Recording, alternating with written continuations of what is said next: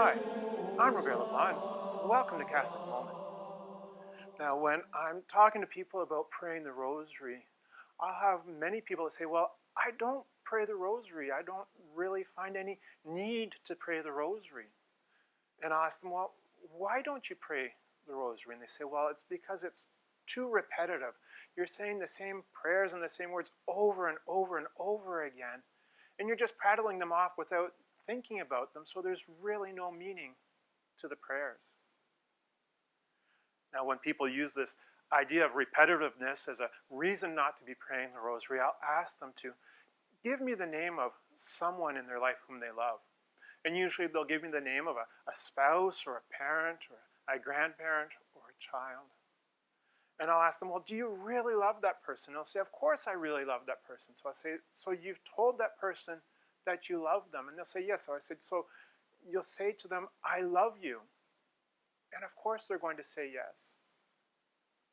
So then I'll say to them, well, I imagine you've only ever said, I love you to that person once in your lifetime. And they'll say, of course not, don't be silly. I've said I love you to that person many, many times. As a matter of fact, I tell that person I love them on a daily basis.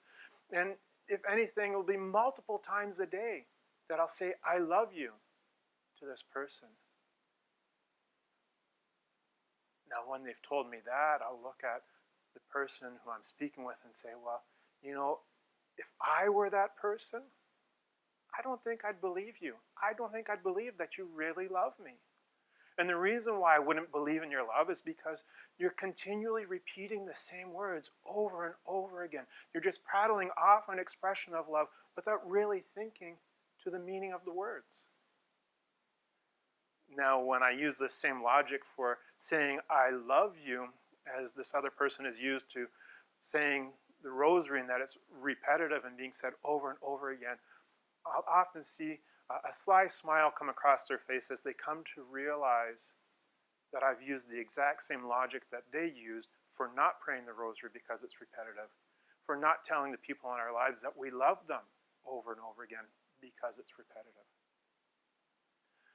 Now, the problem is this, though, is whether it's telling people that we love them or whether it's praying our Rosary, that it can become repetitive and it can become words that are said without thought. And to kind of give an example of this, when it comes to praying the Rosary, Saint Louis de Montfort, in his book, The Secret of the Rosary, shares a story of a young girl who would say her Rosary daily without fail. And one evening, as she was just finishing up saying her Rosary, this young girl had a vision of Our Lady. Mary came to this young girl carrying a bowl of flowers, carrying a bowl of the most beautiful and fragrant roses. And Our Lady explained to the young girl that these beautiful and fragrant roses were the rosaries that this girl was saying on a daily basis. Now, as the young girl gazed upon these beautiful flowers in the bowl that Our Lady was holding them in, she came to see that the bowl itself was absolutely filthy, that it was disgustingly dirty. And so the young girl asked Our Lady, Mary, why are you holding such beautiful roses in such a filthy bowl? And with sadness in our heart, Our Lady had to say to the young girl that, well, yes, the prayers of the rosaries that you are saying are these beautiful flowers, but the way in which you are saying them creates this filthy bowl. Now, this brings to mind the words of Thomas à Kempis in his book, The Imitation of Christ, where he says to us, we can't look on the gift of the lover, but we must look on the love of the giver. We can't look on the gift of the lover, but we must look on the love of the giver. And when we take this notion and we apply it to the Rosary, we can say then, we can't look on the love of the prayers that are said, but on how the prayers are said with love.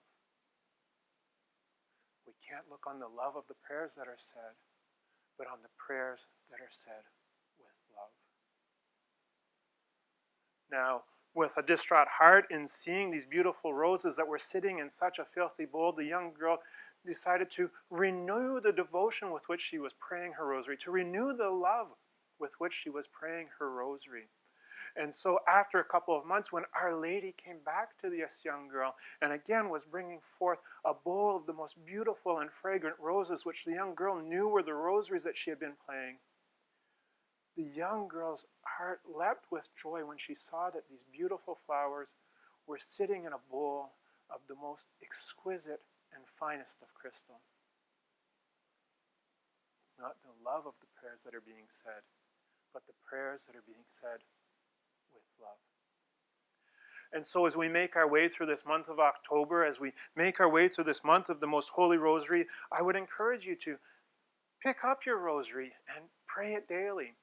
And if you are already in the habit of praying your rosary daily, renew the devotion and the love with which you pray it.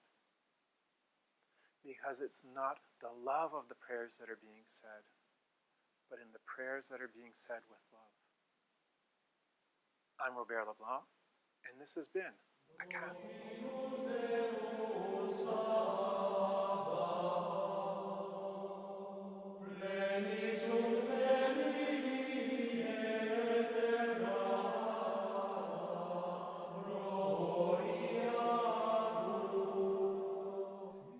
Hey, thank you for watching Catholic Moment. If you've made it this far in the video, then I pray that you've found something that has helped deepen your relationship with Christ and has helped bring you closer to our Lord through the Catholic Church.